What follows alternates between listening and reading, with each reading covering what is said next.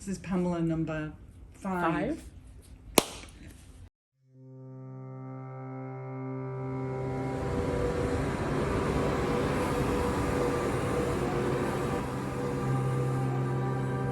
Right when we got off the bus, they told us we had to wear these like plugs for our ears because of the noise.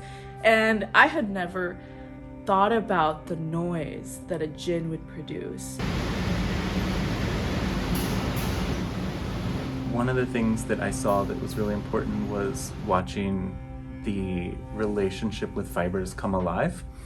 The students were able to have that hands-on experience of meeting farmers, of seeing where cotton is grown, of what industrial agriculture looks like and sustainable agriculture looks like. And it was exciting to watch that change, watch that light bulb go off, that moment where they realized this is where it comes from, this is where our clothes are starting. It's like picking up the fruit from the tree. Yeah. It's pretty happy to receive the result that you work. So yeah, it's kind of similar feeling to me.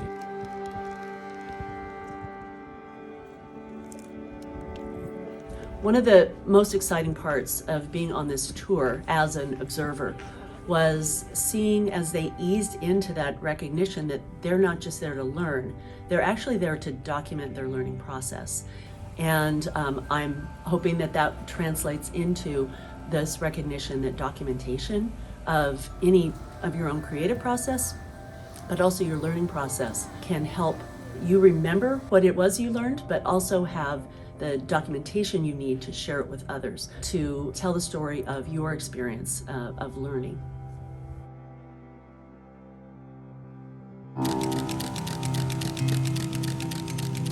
One thing that I've noticed in the studio since returning from the trip is a lot more conversations around the people who are making. The ethics and the treatment of workers has come up several times since we've returned.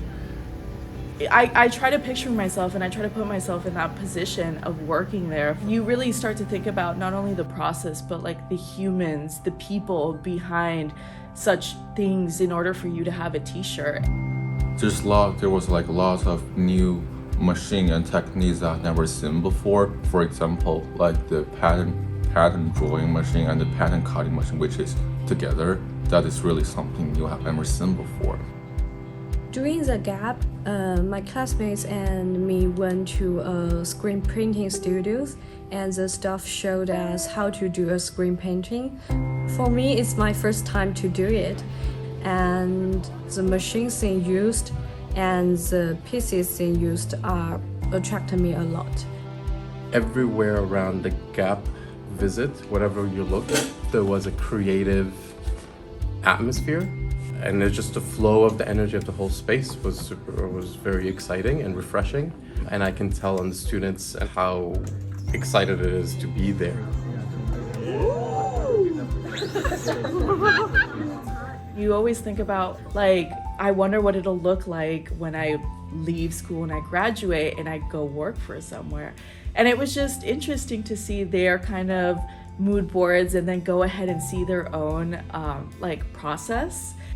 The one thing I'm very grateful for was to have the students be able to speak to people in the industry, to ask for internships, to connect, to feel confident enough that they can go ahead and put their first step in the industry out of college.